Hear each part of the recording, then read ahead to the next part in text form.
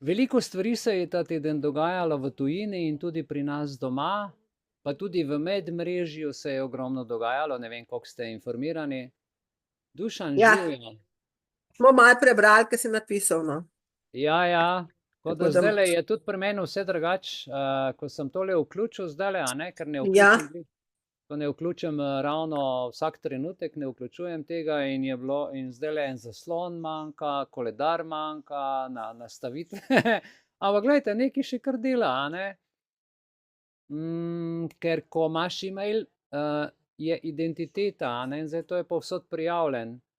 Tako da, a veste, kaj sem razmišljal? Razmišljal sem, da če nekoga vprašam, če ima telefon, pa reče, ja, že vem, da ima e-mail, ali pa ga vprašam, kdaj je avto kupil, in če je kupil avto pred kratkim, mora tudi e-mail imeti, ker brez e-maila se ne more peljati, če se v sistem ne prijavi, ne? To je digitalna identiteta.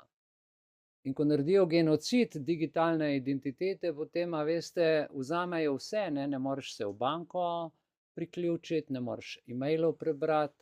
Računajte, jaz sem imel 21 let ta e-mail, ki so ga ponujali, ne, pri Googlu takrat s povabilom.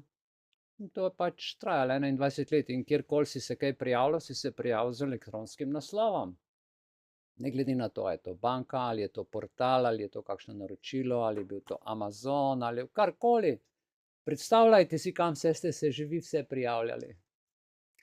In zdaj to vse mrtvo je, ne? In sem rekel, začuda, da Zoom dela, ker je tudi na ta mail prijavljen. Ampak dobro, zdaj en zaslon ne dela, ampak nič hudega. Tako da te digitalne identitete, dragi moji, dokler se meni tole ni zgodilo, tudi sam nisem bil toliko priseben, da bi tako široko razmišljal, kaj pomeni, če nimaš e-maila, ne? Potem lahko pristaneš v bistvu na cesti, v gozdu, tako, samo fizikalno, ne? Virtualno je to genocid, digitalni genocid, kjer vsi prijatelji izginejo, ne, računajte, da jaz v 30 letih, kar sem imel posel, še prej druge maile, ki sem jih potem prenesel v ta Gmail, jasno, ne, ta Gmail sem imel 21 let in noter je bilo cirka 17 000 ljudi, 17 000 kontaktov, ne, kjer sem komuniciral ali pa me kdorkoli dobil, in zdaj, če mi pišejo ti ljudje, me ni več, zaradi tega, ker ni več kontakta, ne? In tudi maili so ostali gor. Ja? Je zanimivo življenje. Dobro, vesel sem, da nam je to toliko uspelo, da smo skupaj. Jaz sem zadevo pač pripravil, meni je to, veste, tako malo sem čuden pogledal, ne, glede na to, da imam poslovalnico, ampak sem zadeve pač preprosto uredil. Malo sem potoval po Ljubljani od poslovalnice do poslovalnice, pa smo se vse zmenili, zdaj pa spet vse funkcionira, ne, pač na papir, če nočejo, da bi prek e-maila šlo, meni je to čisto vse. Pa repo na papir dobil, a ne, te račune, ki so zdaj prihajali po e-mailu, se zmenil in bom dobil print po navadni pošti. Pač Google ne bo vedel, kakšen račun pride, sem prav srečen. Dobro. A ne? Ja. Vsaka stvar ima neke dobre stvari za seboj.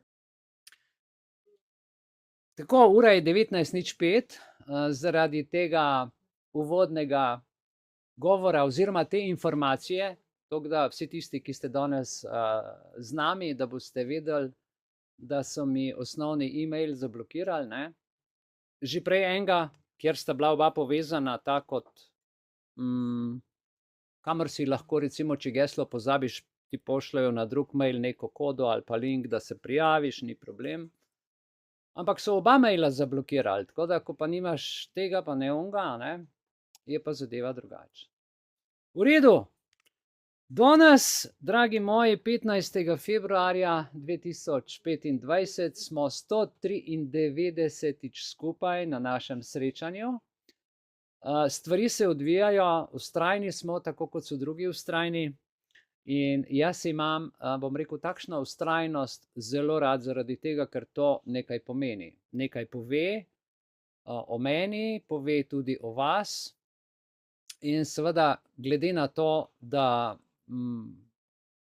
je tolikokrat že prišel čas, da smo prišli skupaj, je to en globok odraz spoštovanja medsebojnega, seveda tudi medsebojnega spoznavanja zdaj po tolikem času, kar pa ni nezanemarljivo. Ne? Jaz se bom potem kar lotil z našim programom. Spoštovani, 193. Zoom, kot smo rekli, in gremo na pregled našega programa nocoj. In sicer ga imamo v nekako 6 točkah, tako kot sem vam poslal preko portala pismo. Uvod v srečanje v društvo Belis, potem bomo pogledali nekaj o Münchenski konferenci varnostni. Še predtem bomo pogledali po točko 2 od spodaj, vidite akcijski vrh umetne inteligence v Franciji. Tega vrha se udeležili tudi slovenski politiki, bom rekel ministrica Ksenija Klampfer in pa digitalna preobrazba in morda še kdo z neke univerze, ki jo pač vodijo. Se univerza vodi vso ministrstvo, ministrstvo je čist nesposobno, nesamostojno, pač toliko, da ima ime, da ima politično nekaj, drugače pa to vse z univerze jih vodijo. In potem nekaj o digitalni resničnosti in njene posledice. Potem bomo pogledali poudarki iz osrednjih govorov, ki so bili na teh konferencah, ki so se vse odvile v času od sobote, kar se nismo videli. Potem pa še namen in smisel življenja, ki ga o tem bo povedala Iviljana Belis, predsednica društva. In čisto za konec potem še poslastica večera, film They Live oziroma Oni so resnični. Kako pa izgledajo oni in kako so resnični in kaj nam ponujajo v tem življenju, si bomo pa pogledali skozi samo zgodbo filmsko. Torej, gremo na naš prvi del, uvod v srečanje društva Belis. In sicer ob tem srečanju, ki je tukaj na Petkovškovem nabrežju, kamor so prišli danes mnogi, sem zelo, zelo vesel. Bom rekel, gledajte, to je naša ta osrednja lokacija, ki je prvič za mesto lepo dostopna, sicer zdaj, ko so ulico zaprli bolj peš, morate parking iskati, zaradi tega, ker jaz rečem temu, to je oviranje gibanja. Ampak vseeno, glede na to, da je lokacija, je to spodbuda za naše člane, da se osebno udeležite in da sodelujemo skupnostno, da se pozdravimo, vidimo, pogledamo v oči, kakšno rečemo in tako naprej. Tako da dobrodošli, če vas pot zanese kakšno soboto, kdaj sem dobrodošli. Vsako soboto ob 19. uri nekako začnemo, tako kot ponavadi. In v razpravah so bistvenega pomena, bom rekel, te razprave za družben napredek, ker se marsikaj izve, člani me veliko naučite, veliko mi poveste, veliko mi sugerirate in jaz na podlagi tega potem seveda lahko preko upravnega odbora, ki potrdi program, ki je za to odgovoren, tudi ta program nekako pripravimo in ga naredimo. In to je, gledajte, to našo sodelovanje nadaljavo tudi čudovito. In to zagotavlja, da smo vsi, bom rekel, del neke razprave, ne glede na lokacijo. Ki ste v preteklosti in ki še, bom rekel, podpirate društvo, je srčna hvala in vas spodbujamo seveda, da pomagate, da ostanemo skupaj, da zadeve tečejo, ker to naredi, bom rekel, tudi neko dobro počutje in skupnost seveda poveže. Društvo, kot smo rekli, naše deluje v javnem interesu, izpolnjuje projekte, nekako sodelujemo, tako da pri vsem tem in pri vsej tej podpori srčna hvala. Pri točki 2 bi pa zdaj se obrnil na akcijski vrh o umetni inteligenci in ta akcijski vrh je pa zelo odmeven.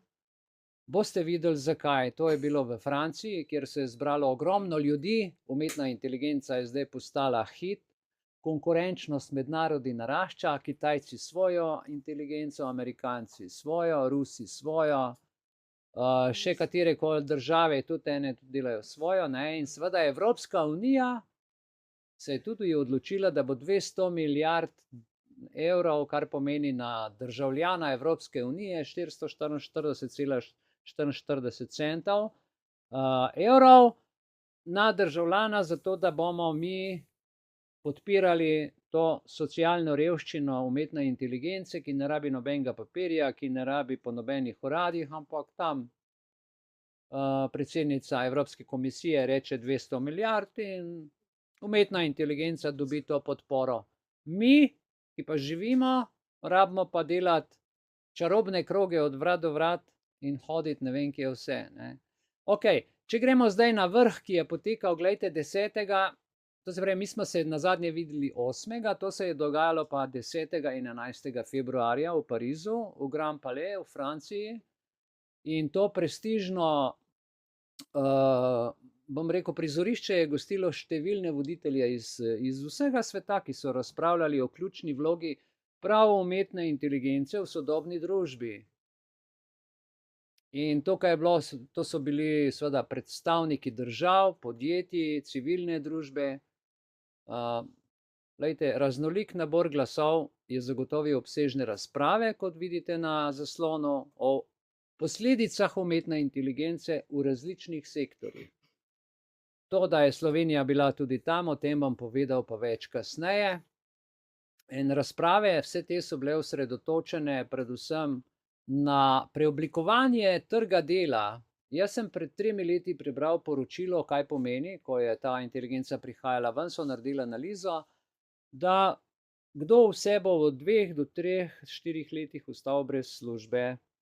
In brez službe naj bi ostajali, se pravi, največ, bom rekel, vse, kar je za tekočim trakom, potem pa počasi modri ovratniki, beli ovratniki, črni ovratniki in tako naprej, ker bo vse to nadomestil računalnik.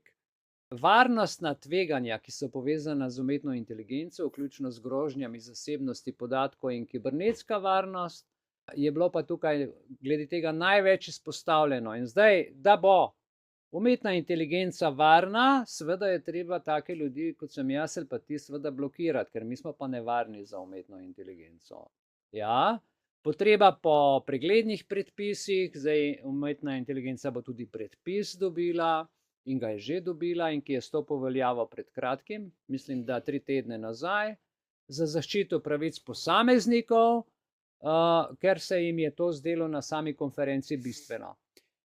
Kar se izgub dela tiče, ampak potem je prišel nekdo, ki je pa dal lekcijo in je povedal, da umetna inteligenca ni narejena za to, veste, da bodo ljudje izgubljali službe, da ljudje ne bodo mogli več delati, ampak da je narejena za to, da se sprosti na trg, da ljudje med sabo komunicirajo, da si pomagajo, ter da pomaga vsa zadeva pri delu, da je za našo kreativnost, ne da nam kreativnost odvzame, da nam delo odvzame, da zdaj smo pa mi nič, ne, smo tam eno kolesje v nekem šraufu, ampak smo ljudje, ki to je orodje, s katerim lahko si pomagamo.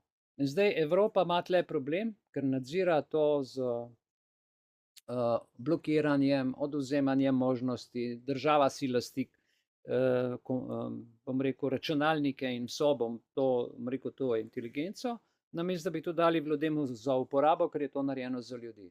No, DG Vance, podpredsednik, zdaj bom rekel, nove ameriške vlade, je bil tudi tukaj.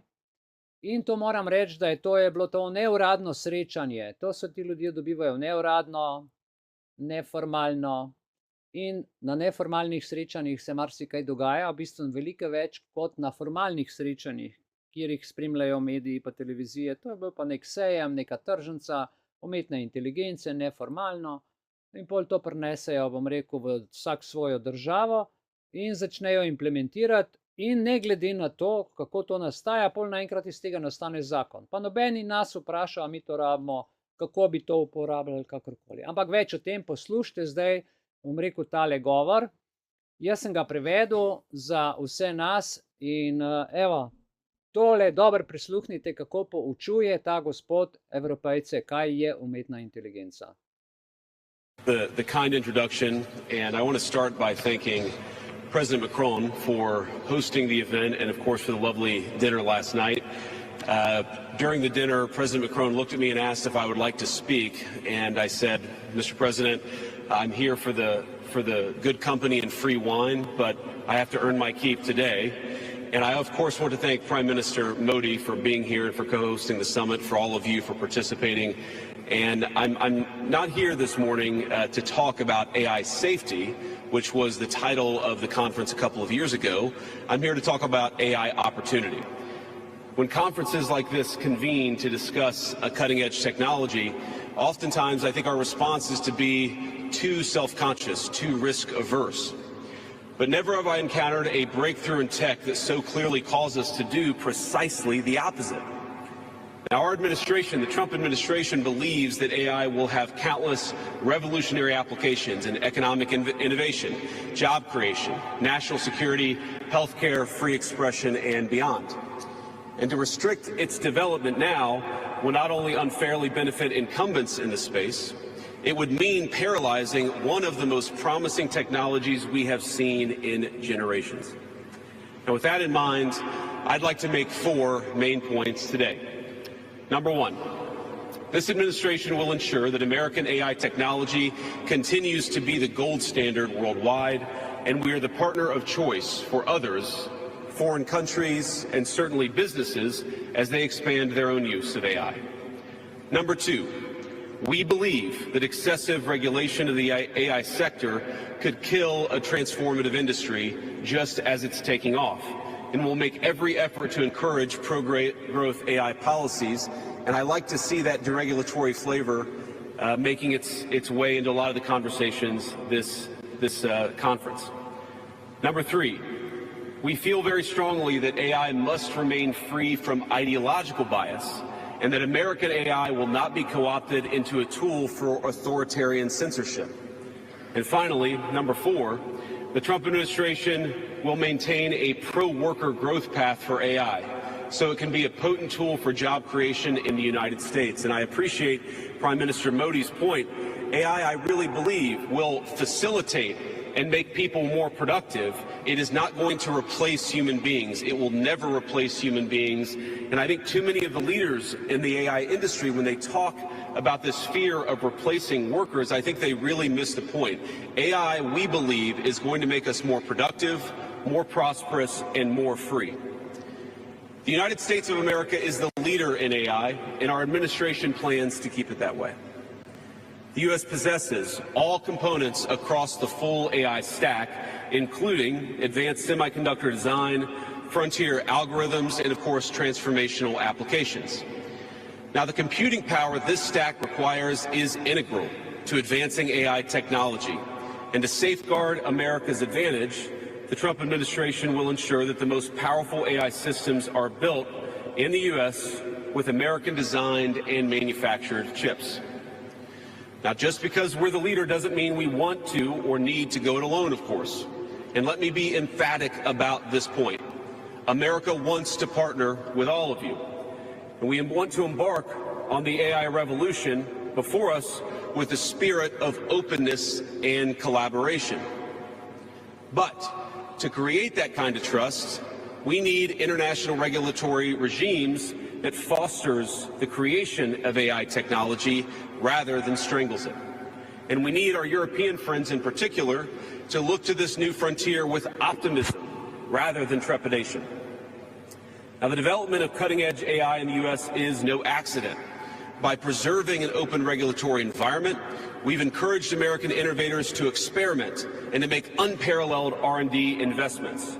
Of the $700 billion, give or take, that's estimated to be spent on AI in 2028, over half of it will likely be invested in the United States of America. Now, this administration will not be the one to snuff out the startups and the grad students producing some of the most groundbreaking applications of artificial intelligence. Instead, our laws will keep big tech, little tech, and all other developers on a level playing field. Now, with the President's recent executive order on AI, we're developing an AI action plan that avoids an overly precautionary regulatory regime while ensuring that all Americans benefit from the technology and its transformative potential. Now, we invite your countries to work with us and to follow that model if it makes sense for your nations. However, the Trump administration is troubled by reports that some foreign governments are considering tightening the screws on U.S. tech companies with international footprints. Now, America cannot and will not accept that, and we think it's a terrible mistake, not just for the United States of America, but for your own countries. Now, U.S. innovators of all sizes already know what it's like to deal with onerous international rules.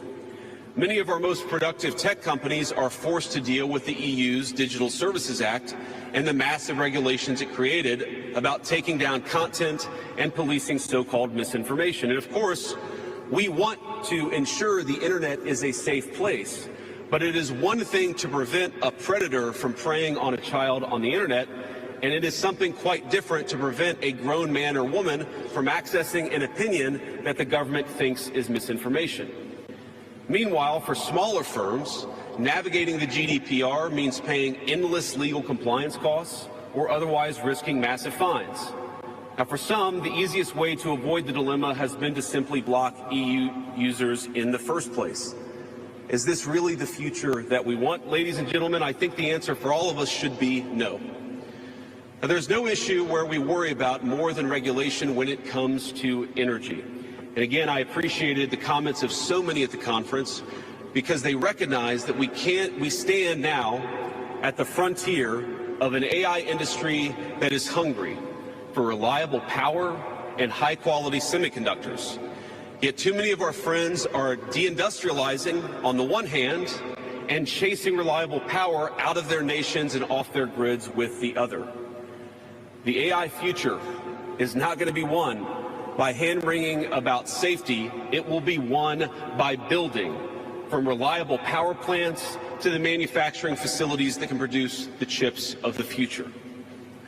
Now, at a personal level, what excites me most about AI is that it is grounded in the real and the physical economy. The success of the sector isn't just a matter of smart people sitting in front of a computer screen and coding. It depends on those who work with their hands, even as robotics will change our factories. It will certainly make our healthcare providers better at treating diseases, but it will also depend on the data produced by those healthcare providers, by those doctors and nurses. I believe it will help us create and store new modes of power in the future, but right now, AI cannot take off unless the world builds the energy infrastructure to support it. Now, it's my view that tech innovation over the last 20 years has often conjured images of smart people staring at computer screens, engineering in the world of bits. But the AI economy will primarily depend on and transform the world of atoms. Now, at this moment, we face the extraordinary prospect of a new industrial revolution, one on par with the invention of the steam engine or Bessemer steel. But it will never come to pass if overregulation deters innovators from taking the risks necessary to advance the ball.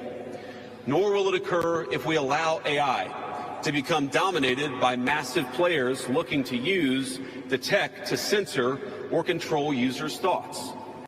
And I'd ask, if you step back a moment and ask yourself, who is most aggressively demanding that we, meaning political leaders gathered here today, do the most aggressive regulation? It is very often the people who already have an incumbent advantage in the market. And when a massive incumbent comes to us asking us for safety regulations, we ought to ask whether that safety regulation is for the benefit of our people or whether it's for the benefit of the incumbent. Now, over the last few years, we've watched as governments, businesses, and nonprofit organizations have advanced unpopular and, I believe, downright ahistorical social agendas through AI. In the U.S., we had AI image generators trying to tell us that George Washington was black or that America's doughboys in World War I were in fact women. Now, we laugh at this now, and of course it was ridiculous, but we have to remember the lessons from that ridiculous moment. And what we take from it is that the Trump administration will ensure that AI systems developed in America are free from ideological bias and never restrict our citizens' right to free speech. We can trust our people to think, to consume information, to develop their own ideas, and to debate with one another in the open marketplace of ideas. Now, we've also watched as hostile foreign adversaries have weaponized AI software to rewrite history, surveil users, and censor speech. This is hardly new, of course. As they do with other tech, some authoritarian regimes have stolen and used AI to strengthen their military, intelligence, and surveillance capabilities, capture foreign data, and create propaganda to undermine other nations' national security. I want to be clear. This administration will block such efforts, full stop. We will safeguard American AI and chip technologies from theft and misuse, work with our allies and partners to strengthen and extend these protections, and close pathways to adversaries attaining AI capabilities that threaten all of our people. And I would also remind our international friends here today that partnering with such regimes, it never pays off in the long term. From CCTV to 5G equipment, we're all familiar with cheap tech in the marketplace that's been heavily subsidized and exported by authoritarian regimes.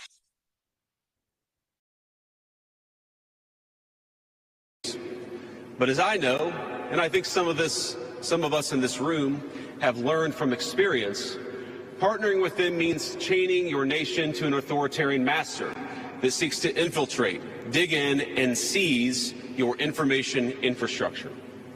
Should a deal seem too good to be true, just remember the old adage that we learned in Silicon Valley: if you aren't paying for the product, you are the product.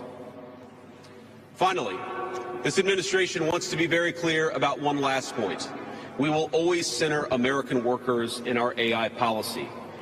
We refuse to view AI as a purely disruptive technology that will inevitably automate away our labor force. We believe, and we will fight for policies that ensure that AI is going to make our workers more productive, and we expect that they will reap the rewards with higher wages, better benefits, and safer and more prosperous communities. From law to medicine, manufacturing, the most immediate applications of AI almost all involve supplementing, not replacing, the work being done by Americans.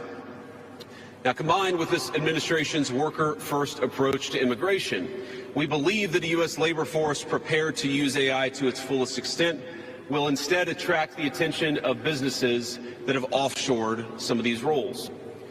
To accomplish this, the administration will make sure that America has the best trained workforce in the world. Our schools will teach students how to manage, how to supervise, and how to interact with AI-enabled tools as they become more and more a part of our everyday lives. And as AI creates new jobs and industries, our government, businesses, and labor organizations have an obligation to work together to empower the workers, not just of the United States, but all over the country, all over the world. To that end, for all major AI policy decisions coming from the federal government, the Trump administration will guarantee American workers a seat at the table, and we're very proud of that. Now, I've taken up enough of your time, so I'd like to close with just a quick story. This is a beautiful country, President Macron, and I know that you're proud of it and should be. And yesterday, as I was touring Les Invalides with General Gravette with my 3 kids, he was kind enough to show me the sword that belonged to America's dearest international friend from our own revolution, of course, the Marquis de Lafayette. He let me hold the sword, but of course he made me put on the white gloves beforehand. And it got me thinking of this country, France, and of course of my own country, and of the beautiful civilization that we have built together with weapons like that saber. Weapons that are dangerous in the wrong hands, but are incredible tools for liberty and prosperity in the right hands. I couldn't help but think of the conference today. If we choose the wrong approach on other things that could be conceived of as dangerous, things like AI, and choose to hold ourselves back, it will alter not only our GDP or the stock market, but the very future of the project that Lafayette and the American founders set off to create. Now, this doesn't mean, of course, that all concerns about safety go out the window, but focus matters. And we must focus now on the opportunity to catch lightning in a bottle, unleash our most brilliant innovators, and use AI to improve the well-being of our nations and their peoples. With great confidence, I can say it is an opportunity that the Trump administration will not squander. And we hope everyone convened here today feels exactly the same. Thank you, and God bless you all. Thank you. In to nič ne gleda tam. in bere. Spoštovani, smo v prelomnem trenutku, tako kot je Vance povedal, in seveda ta nova tehnologija, ki se je pojavila, se da uporabiti na dva načina, kot je povedal. Lahko se uporabi za diktatorstvo, lahko se uporabi pa za osvobojenje. Stvar je samo, kdo to dobi v roke in kakšen je namen, tako kot je to pri vsaki zadevi. Mislim, da ste dobili sliko, da je kakršenkoli moj stavek ali karkoli bi k temu dodal odveč, ker je zelo slikovito, zelo jasno povedal, da Evropejcem polaga na srce, naj modro uporabljajo stvar ne za nadzor, ampak za razvoj in dobrobit ljudi in naroda. In zdaj smo pri točki 3, gremo naprej v Münchensko varnostno konferenco, ki pa še traja. Konferenca namreč še traja in je tudi ogromno ljudi se udeležilo. Moram reči, da so podrobnosti v konferenci, ki se vam jih poslal v mailu, jih lahko dejansko tudi preberete, vidite, in je to prizorišče znano po gostovanju mednarodnih razprav, kjer se v Münchnu dobivajo vsako leto, in dnevni red ali pa agenda, ki so jo imeli ti udeleženci, je bil osredotočen predvsem na mednarodne varnostne izzive in nujnosti skupnega odziva na naraščajoče globalne grožnje. In tudi tukaj je bil tudi podpredsednik, ki ste ga zdajle videli, in je vprašal, kaj sploh Evropa varuje, kaj se sploh zbirajo, kakšno varnost želijo. A hočejo varovati ljudi ali tiste, ki Evropo napadajo. O tem bomo govorili malo kasneje. Če gremo zdajle, bom rekel, naprej v en slajd, prosim, naprej, tako, ja, hvala lepa. Glejte, je bila v 3 točkah ključne teme te varnostne konference, ki je zelo pomembna za vso Evropo, so bile pravzaprav globalni varnostni izzivi, čezatlantska partnerstva in pa politična odpornost. Še vedno smo pri tej, bom rekel, 17 ciljih, ki imajo nek svoj jezikovni standard, ki ga prinašajo kot to, bom rekel, neko zeleno agendo, ki meni najbolj ne ugaja, ampak ker so tako napisali, bom tudi jaz tako povzel. Tako da, gledajte, jaz temu pravim neobstoječa podnebna nevarnost, potem kibernetske grožnje, govori o grožnjih namesto o priložnosti. Ne? Zdaj, ponavadi se uresniči vedno tisto, kar govorimo. In moram reči, moja zlata Eveljana, ki je me večkrat opozori, Mihael, pozitivno povej, ker se bo lepše dogajalo. Ne? In tako tudi zdaj jaz tukaj res vidim, kako drugače je, če govorim o priložnosti, če govorimo o pozitivnih stvarih ali pa če govorimo v bistvu in kritiziramo samo negativno. Tako da to hvala Eveljani, da me uči in me vedno popravlja.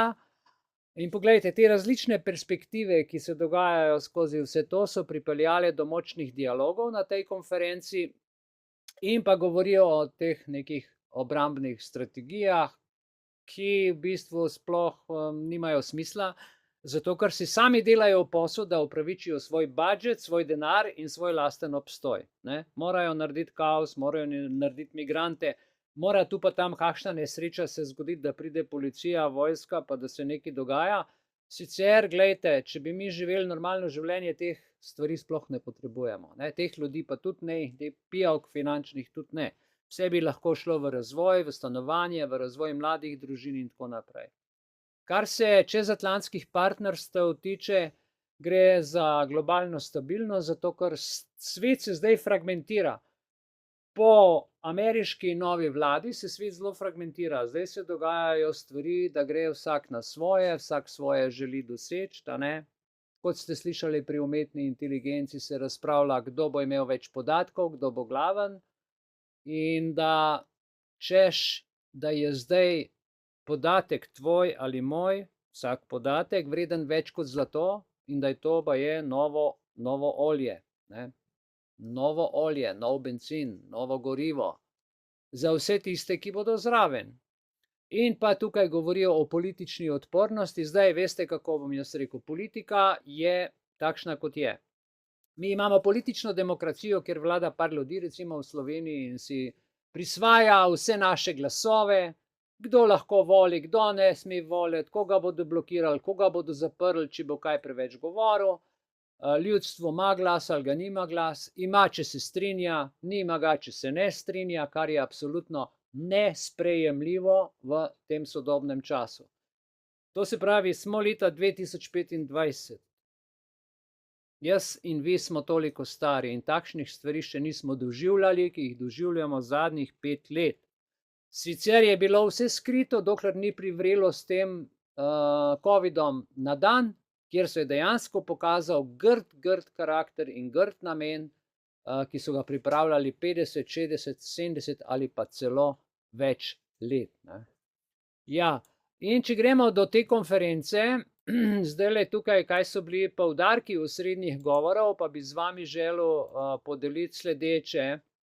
V nagovorih je bilo poudarjeno o tem, ki je govoril podpredsednik, DG Vance, da o demokraciji ne smemo samo razpravljati. O demokracijo je treba živeti, aktivno manifestirati tudi v vsakodnevnem upravljanju. Kaj to pomeni? Sprejeti drugačno mnenje, o tem se pogovarjati in narediti kompromis. Ampak kompromisov, vsaj jaz imam občutek, v Sloveniji ni, je samo diktatura, takšna prefinjena diktatura. Ampak poskušajmo tudi to spremeniti. Zdaj, vsako neupoštevanje mnenja ljudi, mnenja ljudstva, mnenja naroda destabilizira državo do neke mere. To je vedno tako. Ključna vprašanja o tem, koga smo rekli že prej EU ščiti, in o učinkovitosti trenutnih strategij pri reševanju notranjih nesoglasij in zunanjih pritiskov, je pa zdaj vprašanje debate, kaj se dogaja. In Vance je tudi poudaril, kot boste slišali, ključno vlogo pri demokratičnih vrednotah in potrebo, da Evropa ponovno potrdi svojo zavezanost demokratičnim načelom. Jaz sem že parkrat povedal, da 1. člen v ustavi piše, Slovenija je demokratična republika. Demokratična republika. Slovenija ni politična demokracija. To, kar se izvaja, in to je povsem narobe. Da se ustava zanemari in rečejo, Slovenija je pravna in socialna država, s tem, ko spusti 1. člen, pravzaprav pove, da se ne strinja z ustavo. In jaz sem zadnjič brskal po policijskih spletnih straneh in kaj sem ugotovil, da imajo na prvem mestu kazenski zakonik, potem imajo svoj zakon o javnem redu in miru, potem je še en zakon vmes, se ne spomnim imena, ampak nekje na 4. mestu je tem ljudem ustava. Kdaj se bo policija naučila v Republiki Sloveniji, da je ustava kraljica zakona, da mora biti na prvem mestu in vse ostalo usklajen z ustavo in ne postavljati stvari nad ustavo in celo nad evropske predpise, kajti v ustavi je 8. člen, kjer piše, da se mednarodne pogodbe, mednarodni predpisi implementirajo direktno. To pomeni, da so pred nacionalno zakonodajo. In če so pred nacionalno zakonodajo, pomeni, da ima ustava kot lex superiori prvo mesto. Ostali zakoni so lex generali, kar pomeni lex generali, da so splošni zakoni, ki morajo biti v skladu z ustavo. Ampak pri nas je tako, da ustavo prikrajajo zakonom. Žal, narobe, dragi prijatelji, in dajte to popraviti na vaši policijski spletni strani, ker je nekorektno, nepošteno in povsem narobe. In tudi tako počnete.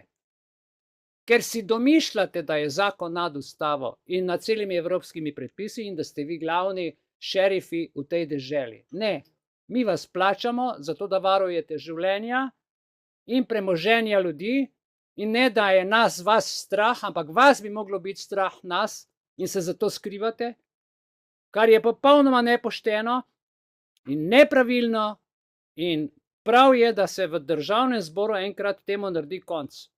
In da se pove, da se spoštuje ustava, pravice in svoboščine naroda. To, kar bomo danes tudi slišali. Evropa mora in Slovenija je del Evrope, če je podpisala pogodbo, slediti tem načelom, ne pa avtoritatizmu. S tem je zaključeno. Konc zgodbe, kaj upam, da vidite.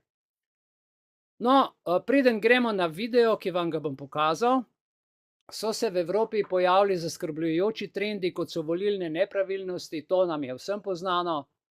O tem smo govorili že pred 3 leti, na glas posneli par stvari, sami smo šli na volitve, kjer so se nam smejali, so rekli, da smo prenesli 5 glasovnic, nihče pa ni povedal, da je tista glasovnica bila vredna vsaka 1000 ljudi, da imamo mi drugo samoupravo, da smo to imeli generalno skupščino, ki je to potrdila, 5 predstavnikov, vsak predstavnik je prinesel 1000 ljudi, 5000 ljudi je preneslo volitve in volilna komisija je napisala v časopis, da in se nam smejala, da smo prinesli 5, to je tako, kot da bi poslanec, ki je dal 5 glasovnic, vsaka vredna po 1000 glasov, da bi se mu zdaj vsi smejali. Njim se ne smejijo, nam so se smejali. Smejali so se sami sebi, ampak mi smo to dostojno prenesli, povemo pa vam ljudje, kako se v Sloveniji dela.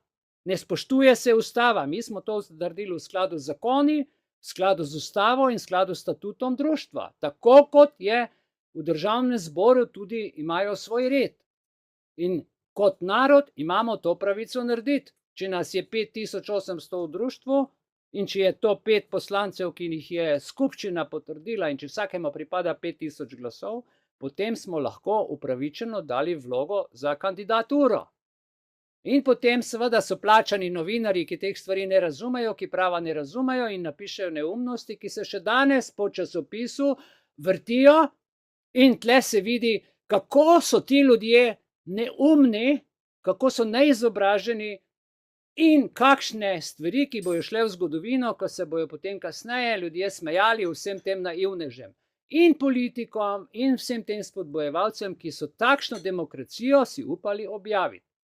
Povem na glas zato, da boste razumeli.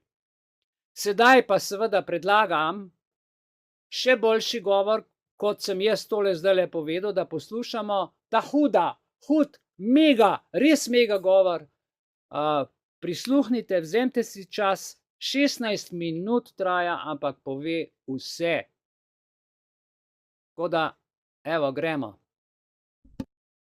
I wanted to talk about today is, of course, our shared values. And, you know, it's great to be back in Germany. As you heard earlier, I was here last year as United States Senator. I saw Foreign Secretary David Lammy and joked that both of us last year had different jobs than we have now.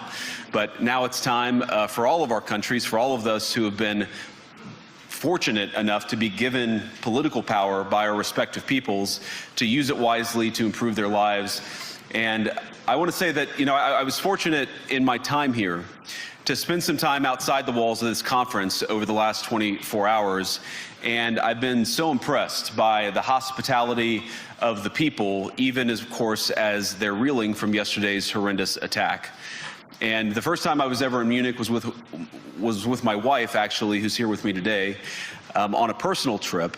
And I've always loved the city of Munich, and I've always loved its people. And I just want to say that we're very moved, and our thoughts and prayers are with Munich and everybody affected by the evil inflicted on this beautiful community. We're thinking about you, we're praying for you, and we will certainly be rooting for you in the days and weeks to come. Now,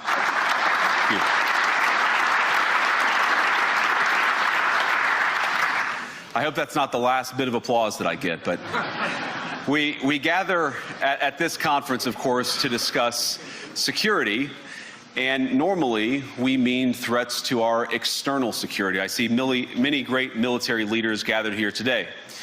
But while the Trump administration is very concerned with European security and believes that we can come to a reasonable settlement between Russia and Ukraine, and we also believe that it's important in the coming years for Europe to step up in a big way to provide for its own defense, the threat that I worry the most about vis-a-vis Europe is not Russia, it's not China, it's not any other external actor. And what I worry about is the threat from within, the retreat of Europe from some of its most fundamental values, values shared with the United States of America. Now, I was struck that a former European commissioner went on television recently and sounded delighted that the Romanian government had just annulled an entire election. He warned that if things don't go to plan, the very same thing could happen in Germany too. Now, these cavalier statements are shocking to American ears. For years, we've been told that everything we fund and support is in the name of our shared democratic values. Everything from our Ukraine policy to digital censorship is billed as a defense of democracy. But when we see European courts canceling elections and senior officials threatening to cancel others, we ought to ask whether we're holding ourselves to an appropriately high standard. And I say ourselves because I fundamentally believe that we are on the same team. We must do more than talk about democratic values, we must live them. Now, within living memory of many of you in this room, the Cold War positioned defenders of democracy against much more tyrannical forces on this continent.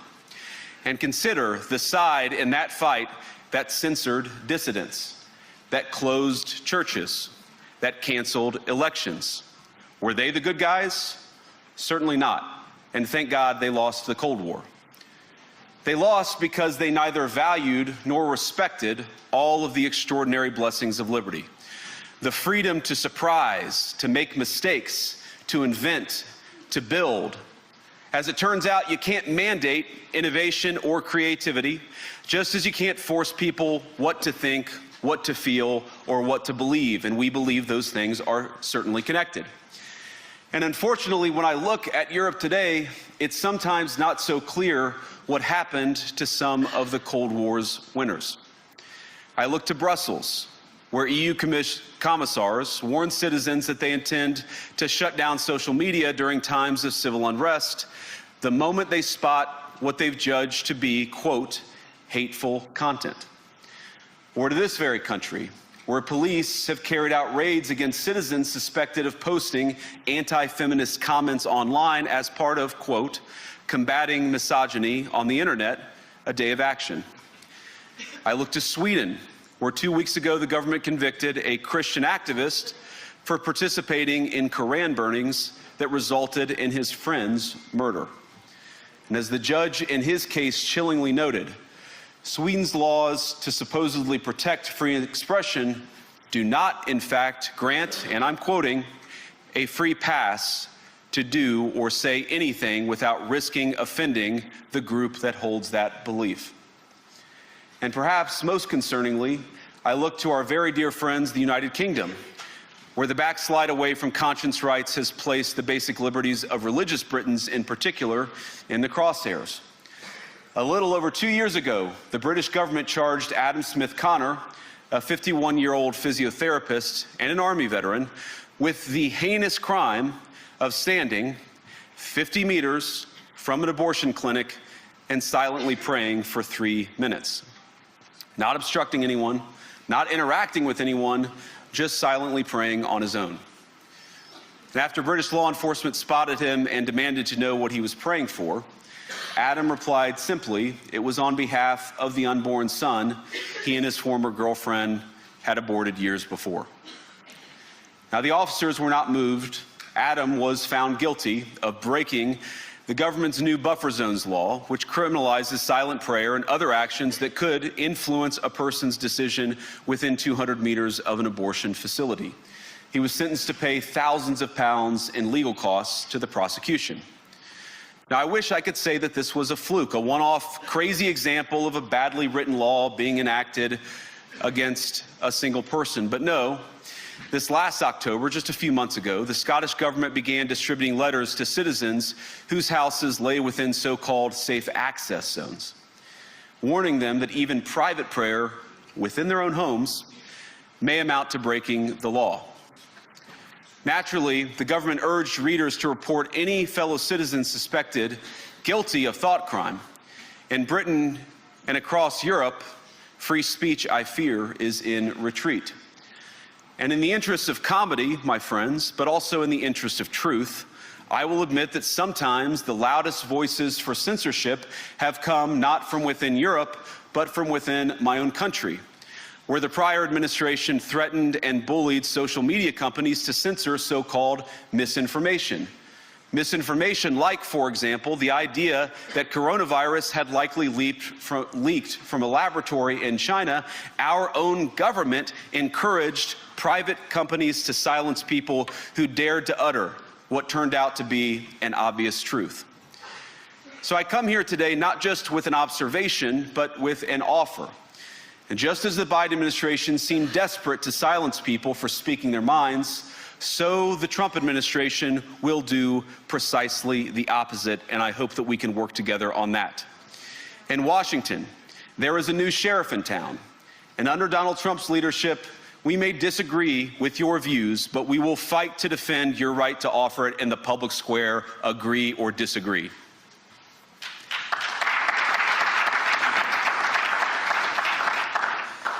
Now, we're at the point, of course, that the situation has gotten so bad that this December, Romania straight up canceled the results of a presidential election based on the flimsy suspicions of an intelligence agency and enormous pressure from its continental neighbors. Now, as I understand it, the argument was that Russian disinformation had infected the Romanian elections. But I'd ask my European friends to have some perspective. You can believe it's wrong for Russia to buy social media advertisements to influence your elections. We certainly do. You can condemn it on the world stage even.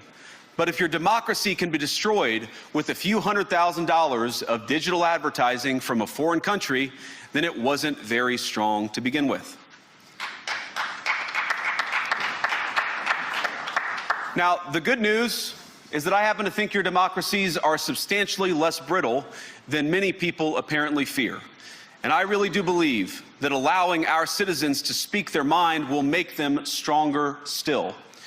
Which, of course, brings us back to Munich, where the organizers of this very conference have banned lawmakers representing populist parties on both the left and the right from participating in these conversations. Now, again, we don't have to agree with everything or anything that people say. But when people represent, when political leaders represent an important constituency, it is incumbent upon us to at least participate in dialogue with them.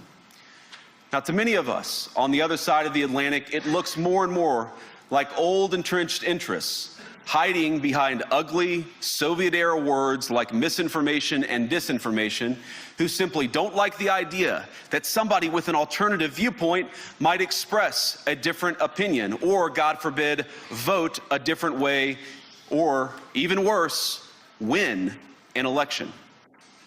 Now, this is a security conference, and I'm sure you all came here prepared to talk about how exactly you intend to increase defense spending over the next few years in line with some new target.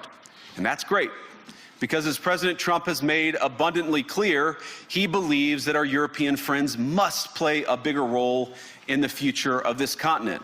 We don't think, you hear this term, burden sharing, but we think it's an important part of being in a shared alliance together that the Europeans step up while America focuses on areas of the world that are in great danger. But let me also ask you, how will you even begin to think through the kinds of budgeting questions if we don't know what it is that we're defending in the first place? I've heard a lot already in my conversations, and I've had many, many great conversations with many people gathered here in this room. I've heard a lot about what you need to defend yourselves from, and of course that's important. But what has seemed a little bit less clear to me, and certainly I think to many of the citizens of Europe, is what exactly it is that you're defending yourselves for. What is the positive vision that animates this shared security compact that we all believe is so important? And I believe deeply that there is no security if you are afraid of the voices, the opinions, and the conscience that guide your very own people. Europe faces many challenges, but the crisis this continent faces right now, the crisis I believe we all face together, is one of our own making. If you're running in fear of your own voters, there is nothing America can do for you. Nor, for that matter, is there anything that you can do for the American people who elected me and elected President Trump. You need democratic mandates to accomplish anything of value in the coming years. Have we learned nothing that thin mandates produce unstable results? But there is so much of value that can be accomplished with the kind of democratic mandate that I think will come from being more responsive to the voices of your citizens. If you're going to enjoy competitive economies, if you're going to enjoy affordable energy and secure supply chains, then you need mandates to govern, because you have to make difficult choices to enjoy all of these things. And of course, we know that very well in America. You cannot win a democratic mandate by censoring your opponents or putting them in jail, whether that's the leader of the opposition, a humble Christian praying in her own home, or a journalist trying to report the news. Nor can you win one by disregarding your basic electorate on questions like who gets to be a part of our shared society. And of all the pressing challenges that the nations represented here face, I believe there is nothing more urgent than mass migration. Today, almost 1 in 5 people living in this country moved here from abroad. That is, of course, an all-time high. It's a similar number, by the way, in the United States, also an all-time high. The number of immigrants who entered the EU from non-EU countries doubled between 2021 and 2022 alone, and of course it's gotten much higher since. And we know the situation, it didn't materialize in a vacuum. It's the result of a series of conscious decisions made by politicians all over the continent and others across the world over the span of a decade. We saw the horrors wrought by these decisions yesterday in this very city. And of course, I can't bring it up again without thinking about the terrible victims who had a beautiful winter day in Munich ruined. Our thoughts and prayers are with them and will remain with them. But why did this happen in the first place? It's a terrible story, but it's one we've heard way too many times in Europe and unfortunately too many times in the United States as well. An asylum seeker, often a young man in his mid-20s, already known to police, rams a car into a crowd and shatters a community. How many times must we suffer these appalling setbacks before we change course and take our shared civilization in a new direction? No voter on this continent went to the ballot box to open the floodgates to millions of unvetted immigrants. But you know what they did vote for? In England, they voted for Brexit, and agree or disagree, they voted for it. And more all over Europe, they're voting for political leaders who promise to put an end to out-of-control migration. Now, I happen to agree with a lot of these concerns, but you don't have to agree with me. I just think that people care about their homes, they care about their dreams, they care about their safety and their capacity to provide for themselves and their children. And they're smart. I think this is one of the most important things I've learned in my brief time in politics. Contrary to what you might hear a couple mountains over in Davos, the citizens of all of our nations don't generally think of themselves as educated animals or as interchangeable cogs of a global economy. And it's hardly surprising that they don't want to be shuffled about or relentlessly ignored by their leaders. And it is the business of democracy to adjudicate these big questions at the ballot box. I believe that dismissing people, dismissing their concerns, or worse yet, shutting down media, shutting down elections, or shutting people out of the political process protects nothing. In fact, it is the most surefire way to destroy democracy. And speaking up and expressing opinions isn't election interference. Even when people express views outside your own country, and even when those people are very influential. And trust me, I say this with all humor, if American democracy can survive 10 years of Greta Thunberg scolding, you guys can survive a few months of Elon Musk. But what no democracy, American, German, or European, will survive is telling millions of voters that their thoughts and concerns, their aspirations, their pleas for relief are invalid or unworthy of even being considered. Democracy rests on the sacred principle that the voice of the people matters. There's no room for firewalls. You either uphold the principle or you don't. Europeans, the people, have a voice. European leaders have a choice. And my strong belief is that we do not need to be afraid of the future. You can embrace what your people tell you, even when it's surprising, even when you don't agree. And if you do so, you can face the future with certainty and with confidence, knowing that the nation stands behind each of you. And that, to me, is the great magic of democracy. It's not in these stone buildings or beautiful hotels. It's not even in the great institutions that we have built together as a shared society. To believe in democracy is to understand that each of our citizens has wisdom and has a voice. And if we refuse to listen to that voice, even our most successful fights will secure very little. As Pope John Paul II, in my view, one of the most extraordinary champions of democracy on this continent or any other, once said, "Do not be afraid." We shouldn't be afraid of our people, even when they express views that disagree with their leadership. Thank you all. Good luck to all of you. God bless you.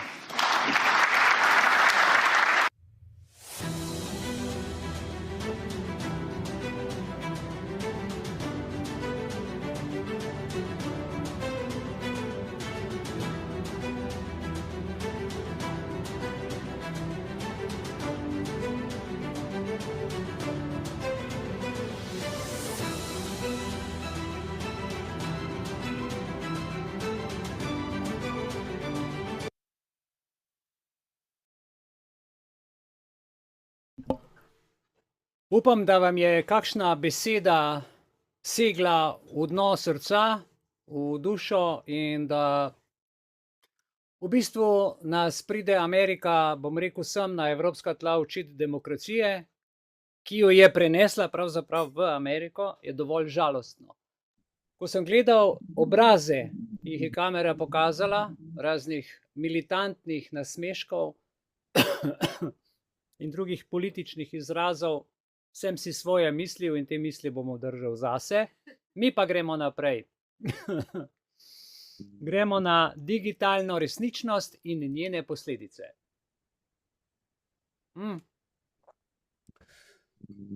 To bo v bistvu govor, ki ga je pripravil Mihael Belis za nocoj, in sicer za konvergenco igr in digitalne resničnosti, kako so naše otroke 20, 30, 40 let zdaj vzgajalo bi ob igricah tako močno, da je ta virtualno igranje, to virtualno stanje postaja v bistvu skozi te ljudi zdaj resničnost, ker drugega sveta pravzaprav ne poznajo.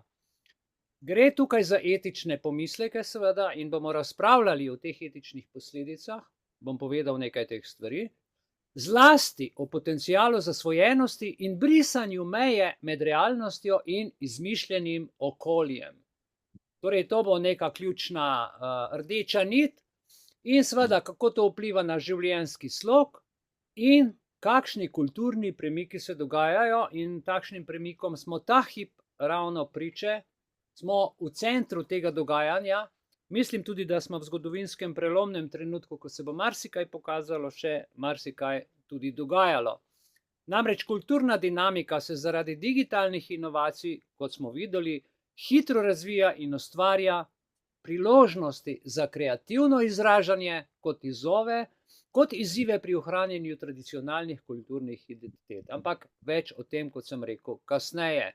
Po tem mojem govoru, ki bo predsednica društva Eviljana Belis seveda povedala o namenu in smislu življenja.